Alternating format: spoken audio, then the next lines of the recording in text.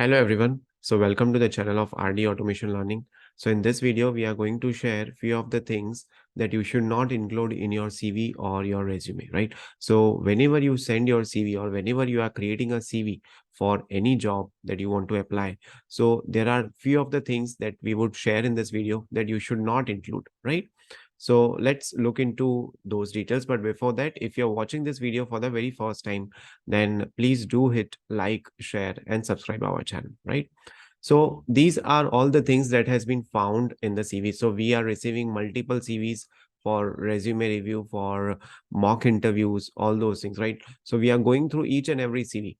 And what we have done is we have come up with a consolidated list with the things which should not be there in your CV, right? So the very first thing is marital status, right? So many of the people will write they are married, they have two kids, they have x number of kids. So those things are not necessary until and unless it is asked by the recruiter to mention, right? So you can avoid jotting down these things in the CV, right?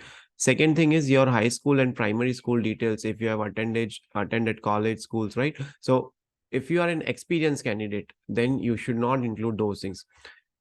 If you are a fresher, then it is totally fine, that it is totally acceptable that you would be mentioning about the graduation, about the 12th 10th percentage, all those things. But if you are an experienced candidate, then the companies would be more interested in the project that you have worked with, the skill set that you have got, and what level of experience you have, right? What do you bring on the table would be more important if you're an experienced candidate, right? Third is height and weight. So last weekend we received a couple of CVs for getting it reviewed, and people have mentioned about height and weight also, right? So those things are not necessary. You are applying for a job, you are not going to a gym that you need to mention about your height and weight, and you would be starting with your weight loss program. So those things are again not required, right? Then your hobbies, right? Nobody is going to shortlist your CV if you love traveling. Nobody is going to shortlist you for the job if you like to sing, right? So it's not required. What people would be looking is for the technical aspects, for the things that you have worked from the testing perspective, from the automation testing perspective, what all things you have done, that they would be more interested. If you are not proficient in things or skills pertaining to testing, and you are good in acting, right? So that is not going to help the recruiter or the interviewer, right? So again, hobbies are not at all required. Non-professional email addresses, right? Sometimes people do mention email addresses as rockingmadhu@gmail.com, right? Five star something at gmail.com or something. So, and then they'll mention numbers also, and if asked, they will mention that those numbers are nothing but their date of birth itself, right? So those things are not required. And second thing is, your email address should be very professional. First name dot last name at the rate of some gmail.com or Yahoo or Rediffmail, whichever you prefer to, right? That is fine, that is sufficient. So people will directly communicate with you on an email address. Now if you are including numbers also, then what happens is sometimes you might be sending emails, but then those would be going in the junk email box or spam email box, right? So many of the times it has been observed that uh, people do tell in the email that I have already shared the CV with you for the mock interview, right?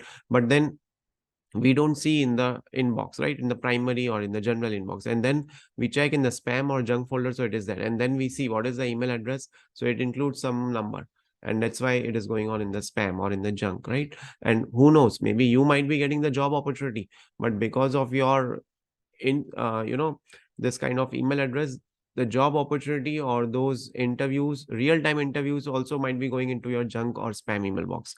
So non professional email addresses or email addresses with numbers, with your birth dates, those are not at all required. Sixth is long paragraphs. So people have a habit of writing the answers in the CVs, right? So you don't have to write the answers of the exams in your CVs. You have to put it in a bullet points, right? With a concise, with a crisp steps, what all things it should cover, right? So it should be very clear, it should be very straightforward, You don't have to use paragraphs. It's not a story writing, it's a CV, right? Then irrelevant work experience. Okay. Now, many a times we have seen people who have worked for testing, right? What they will do is, if they have done side by in some sort of freelancing, or in some sort of, they would have done some part-time jobs in some grocery markets. So those things are not at all required in your CV. Such kind of extra content would make your CV longer, and it can hurt your chances of getting selected, right? So you should keep it very short, to the point, by including only things that will justify why they should shortlist you, why you are fitting into their job opportunity. So those things are very necessary. So these are few of the things that you should delete from your CV today itself, if it is there.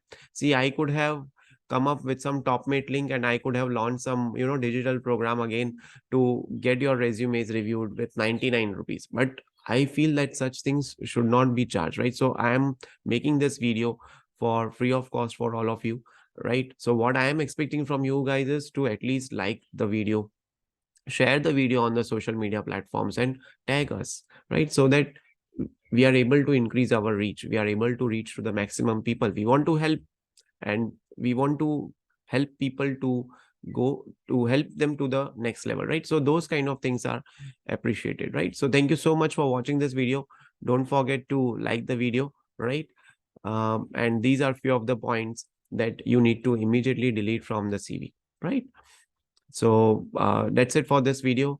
And I know still you would not have liked this video. So please click on the like button and share it in your social media platforms, right? So thank you so much for watching this video, and stay tuned for more updates.